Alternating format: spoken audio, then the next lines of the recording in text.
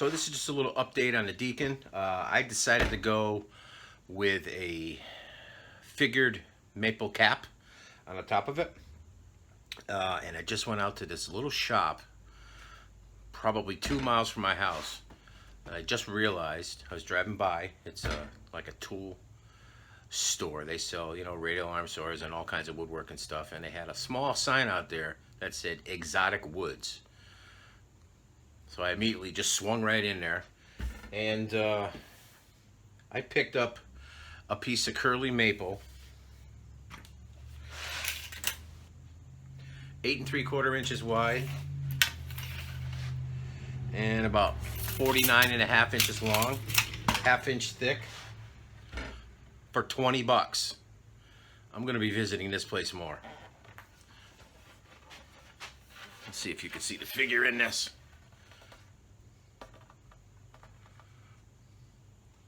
Now I might just be cutting this thing in half here and book matching it, or I might even split it the long way and make a couple of tops out of it. But let's rub a little bit of naphtha on this and get this grain to pop and see what it looks like.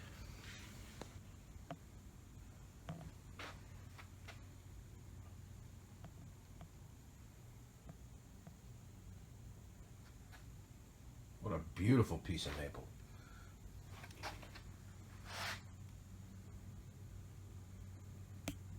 So what do you say we take this over to the table saw and let's get this thing sized up, and then let's go make a book match drop top. Yeah, sounds cool.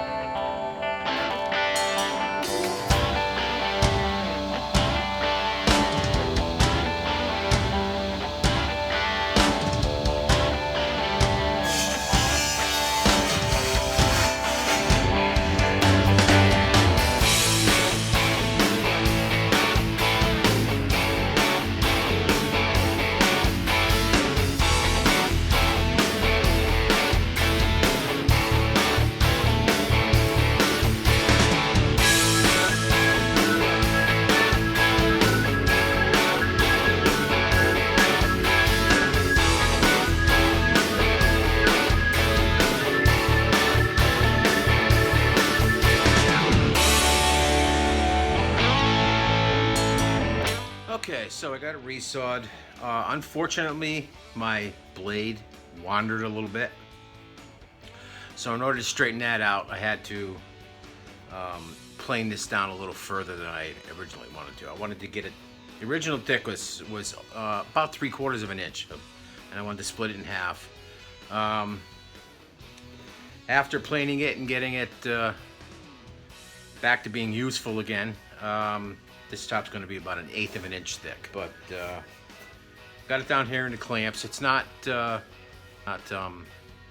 glued up yet. It's just set in here. I drew an outline on it so we can get kind of an idea what it's going to look like. So let me put some naphtha on it, and then we'll take a look. So there's the outline. You can see that, right? It's just sort of a reference.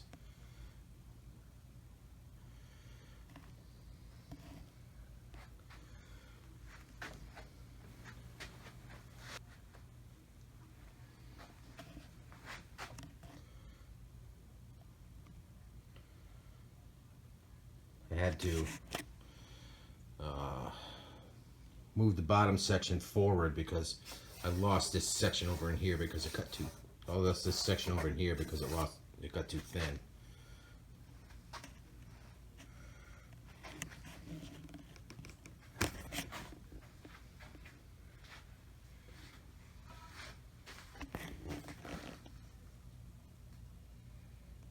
Pretty cool.